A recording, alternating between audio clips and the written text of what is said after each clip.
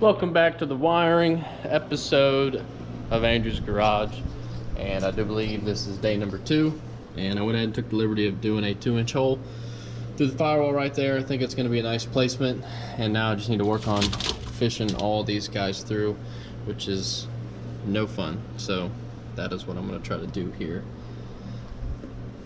Alright, now before I get that kind of situated, I kind of want to make sure all my wire length and everything is pulled tight before I get into pickles. So I'm gonna go ahead and try to get a lot of these plugged in. So under further investigation, I needed a Delphi to EV1 adapter, and that is not what the kit came with. So now that's on order, and we will pick back up here in a minute. All right, so now I'm running these wires, and these are your ignition switch start and your alternator power and your solenoid power. So alternator power is the positive lug that comes back off the alternator that supplies and your charging system, and it runs through your fuse panel, so that charges your battery, because it'll backfeed through your solenoid power wire here. And then your ignition switch start, I will be running it to my neutral switch, and that is because I don't want it to be able to fire up with it not being in neutral. Because that's something that I normally don't do, and that's something that I want to do. So yeah. So this purple wire here is the ignition switch start. So when you turn your key on to start, it'll send that 12 volts to your, actually in my case it'll send it to the neutral switch to make sure it is in neutral, completing the circuit, and then it'll come down here to hit the starter, and that gives the solenoid power to engage the mag. So that is the goal. So I just need to wrap that in black tape and kind of get it looking better, and then come over here, get them ran down to the starter.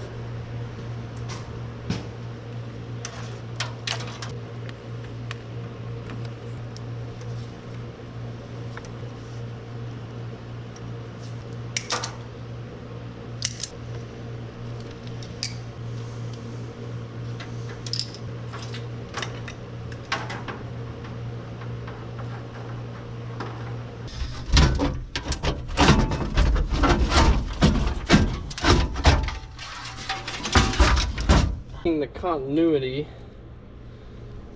of this switch and seeing which position it actually works in. So I'm putting this to ohms, and then is it reverse? So if you look at it, if I go to put it in reverse, now I jiggle the wires, but so it's got continuity between them. As soon as it's out of reverse, it don't. So that would be the reverse one. Alright, continuing on, the front is sort of buttoned up, and now we're kind of moving on to the middle section here, kind of the bread and butter of all the wiring systems, and I kind of just want to get it knocked out. So I'm going to start on it, and then once I get this kind of situated in a point where it's just tying in the gauge bezel, I'll probably move to the outside wiring, because I do have to mount the brake controller yet, and I'm pretty much going to do that next and kind of go on from there. I want to get all my electrical components in. I'm still waiting on a neutral safety switch, because that transmission does not have one. It's got a reverse light switch, which I need to tie into, but I need to get a neutral safety up here. I'll probably just make a little small bracket right here, tie it in, and then that way it's at least safe for my son. So we shall continue on here.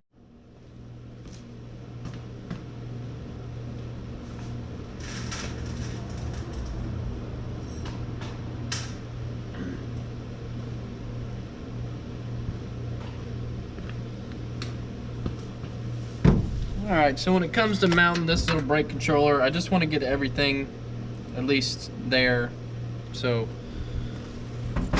I'm not waiting on stuff to wire in. I want it all as far as I can, just so I don't forget anything.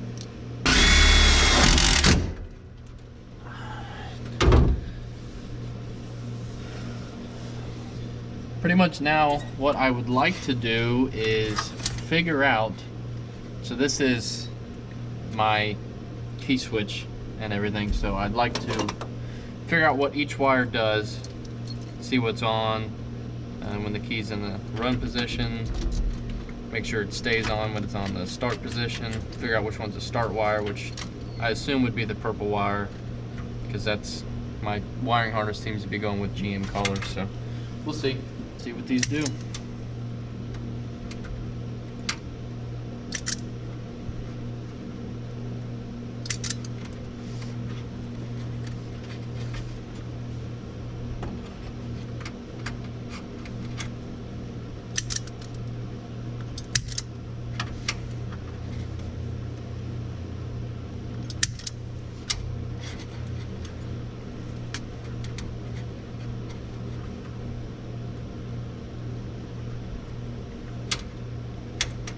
So the first thing I want to do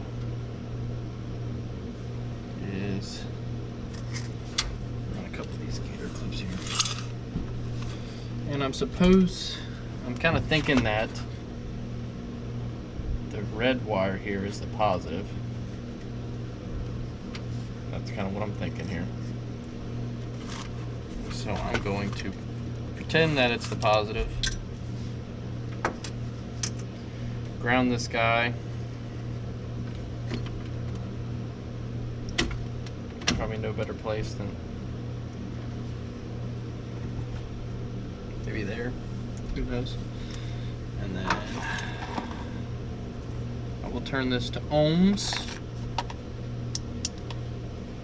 Hook these up.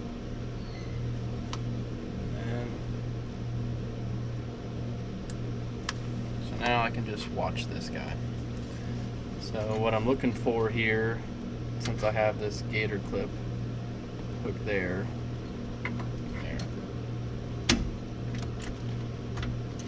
which it actually needs to just be hooked up to the purple wire. That will tell me when the key switch start position, it's got power. So that tells me that purple wire is that wire. I'm assuming the pink wire is a hot all the time for the coil, so as soon as that key's on, it's got 12 volts no matter what. So run position, power, start, still has power.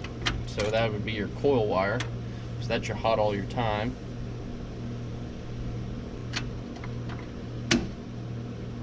So that has power when the key's in the run, start, off. So this one is run position only.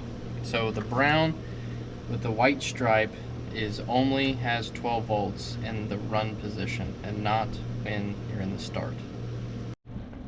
Alright, so looking at this, looks like a mess, but it's not too bad. So of course your coil wire, and it's pink and it lines up with the original pink wire.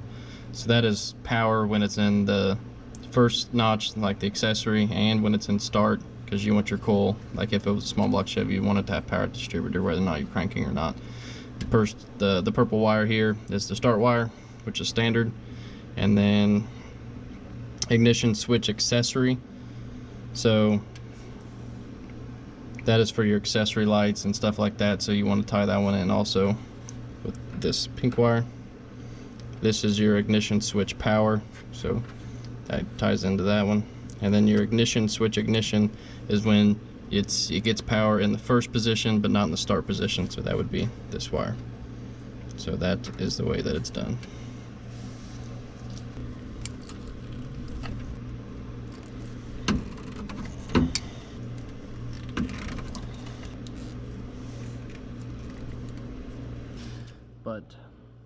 So this is the original plug-in for the steering column.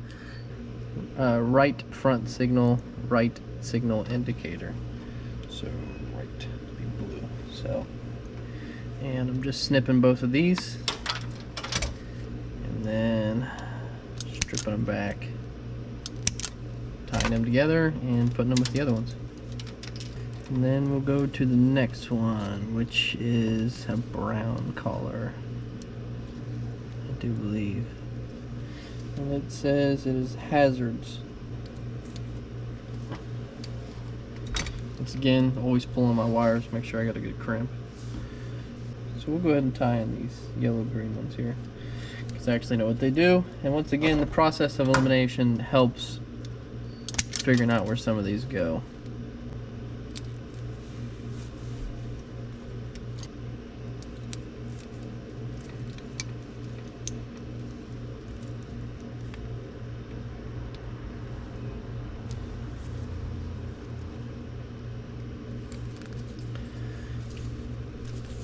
Little confusion on the power, but I think I figured it out. So this is the flasher, and I had this labeled as main power feed, but it is actually just the feed from goes to the flasher.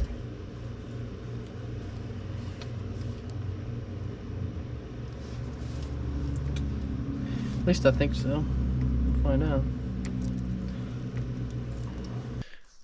So I'm pretty much going to split this wiring video into two, because I don't think anybody wants to watch 25 minutes worth of wiring straight, because it kind of gets boring, I can only imagine. But it's good content, especially for not only somebody that hasn't done a wiring like that, or someone like me who forgets it every year when you try to go install another wiring harness, and you can watch a video back and kind of refresh yourself. So that would be kind of handy. But that is where I'm going to call it for today's episode, and tune in next week for the rest of part 2. But thanks for watching, and we'll see you later.